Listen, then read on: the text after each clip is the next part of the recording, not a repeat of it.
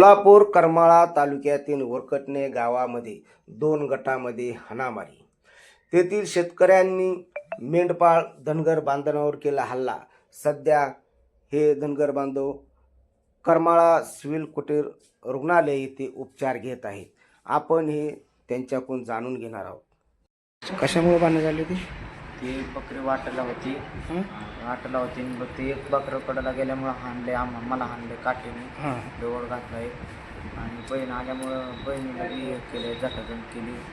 ती आजीमध्ये आली, तिच्या काठी घातली डोक्यात, डोकं फोडलं. माझ्या वडिलांना बी मारले. गाव कुठलं तुमचं? मोरगाव. किती वर्षापासून होती करमाळा तालुक्यात? करमाळा तालुक्यात यंदाच आलतो. तिकडं होतो आम्ही, बीडला गेलतो, वाडा बीडला गेलता. मेंढर शेतात गेली होती का? नाही, मेंढर शेतात बितात काय नाही, फक्त कडाला होती रस्त्याच्या. त्यांनी फक्त एक बकरं कडाला गेलं, मग हाणा गेलो, त्यामुळं आला हाणायला, मारलं मला. आता किती जणांना मारले? आम्हाला हे त्या आमच्या तिघाला आणि वडिलांना अजून 2 जणांना हाणलं. 7 जणांना. वडिलाचं नाव काय? आबासूल आलास पाले. तुझं? माझं धनंजय आबासू पाले.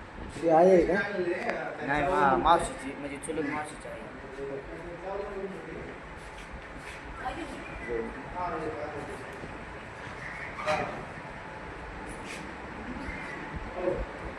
काय सांग डॉक्टरने?